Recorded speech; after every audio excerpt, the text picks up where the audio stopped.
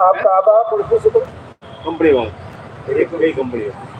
आज ये जिला बचाओ संघर्ष समिति का अपना 53 दिन से धरना चल रहा है। अपने 1.5 साल से व्यवस्थित रूप से जिला चल रहा था। तमाम लोगों का आसानी से काम हो रहा था।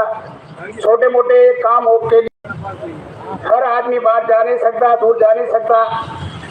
अपना साचोर जालोर से 150 किलोमीटर दूर है। छोटे काम के लिए अपन जा नहीं सकते। अपना जो जिला बनाया था वो एकदम सही मापदंडों पे बनाया था।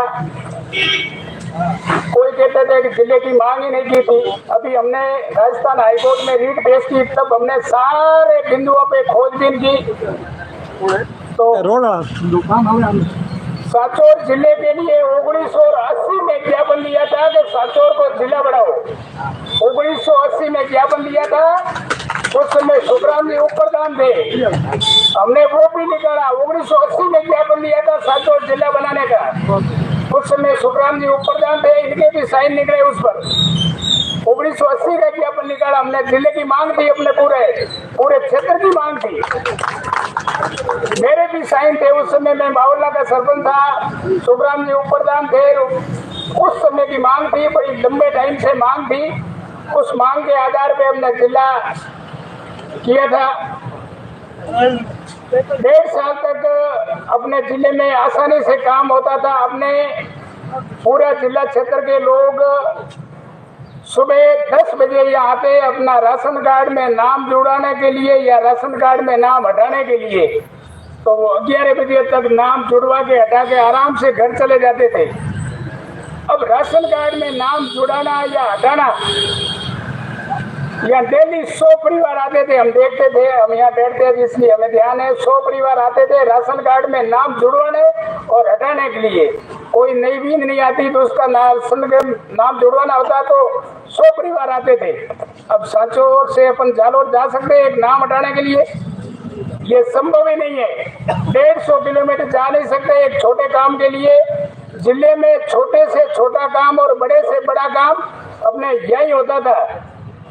काश्तकार के लिए मेडिसिन की अपील तहसील से खारिज हो जाती तो वही वकील साहब सामने ये जिला कलेक्टर बैठते थे, यहाँ लगा देते थे। उनको पता ही नहीं पड़ता था कि मेरे खारिज हुई थी नहीं हुई थी। वही वकील साहब वापिस बहाल करवा देते थे। और अब मेडिसिन के लिए अपील के लिए अपन को जालोर जाना पड़ता है ना, तो जाने में 3 दिन लगते हैं। और वहाँ जाते हैं तो अधिकारी नहीं मिलते। पैसी पे पैसी कितनी परेशानी होती है। अपना जिला आसानी से चल रहा था। अपने पास सारे भवन थे वगैरह, किसी बात की कमी नहीं थी। कलेक्टर ऑफिस कितना व्यवस्थित ढंग से बना हुआ है। एसपी ऑफिस हमने पुराना जो बना हुआ है ऐसा राजस्थान में कहीं नहीं है। ऐसा अपने एसपी ऑफिस था। और तमाम भवन के लिए अपने जो नर्मदा बड़ी है उसमें सारे खाली पड़े ऑफिस, वहाँ व्यवस्थित रूप से सब संचालित हो रहा था। कोई किसी के अपने बजट देने की आवश्यकता नहीं थी। जो चलता था वैसे चलने देना था। अब इन्होंने बिना आधार के हटा दिया। इनके पास में कोई आधार नहीं। छोटे जिले जो दूरी में कम थे उनको रख दिया और अपने बड़े दूरी वालों को हटा दिया। तो हमने राजस्थान हाईकोर्ट में रीट लगाई है जिसमें रानीवाड़ा, बागोड़ा, चितड़वाड़ा और साचोर के 22 व्यक्तियों ने रीट लगाई है। कहते हैं कि भाई रानीवाड़ा और बागोड़ा वाले जिले में इनकार करते हैं, तो ये रीट भी रानीवाड़ा और बागोड़ा वालों ने लगाई है कि साचोर जिला बहाल करो और हमें साचोर में रखो। अब वो कहाँ गए? बागोड़ा रानीवाड़ा वाले खिलाफत करते थे तो किसने खिलाफत की? क्या आपने जनमत करवाया? पब्लिक से पूछा? किसी से नहीं पूछा, यूं ही कर दिया।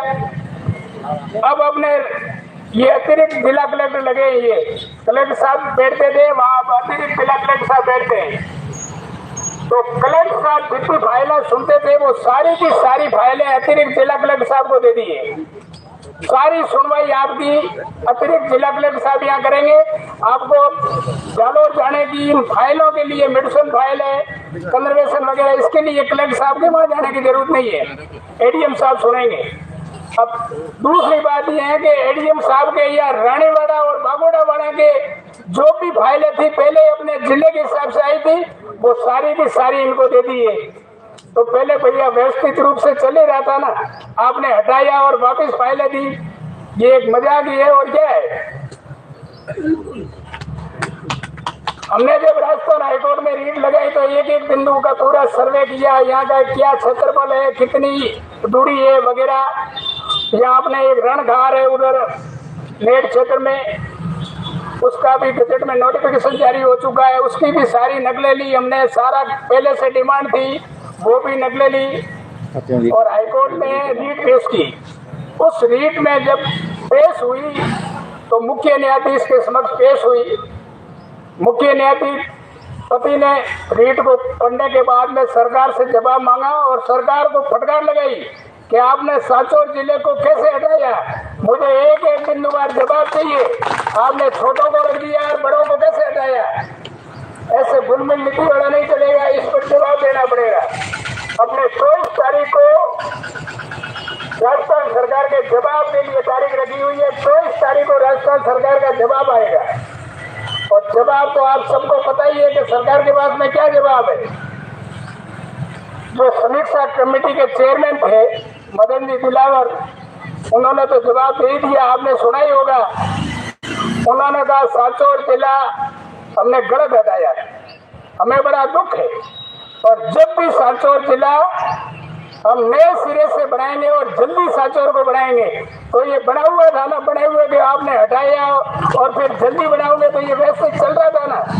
तो सरकार के पास में जवाब ही ऐसा ही है।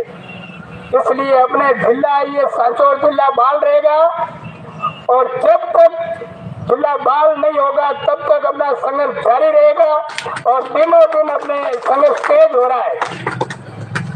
हाईकोर्ट की प्रक्रिया भी अब 24 तारीख को जवाब में, उसमें भी इनका जवाब आ जाएगा, स्थिति क्लियर हो जाएगी और जब तक जिला बाल नहीं होगा तब तक अपना संघर्ष जारी रहेगा। जय हिंद, धन्यवाद। धन्यवाद अध्यक्ष जी। आगे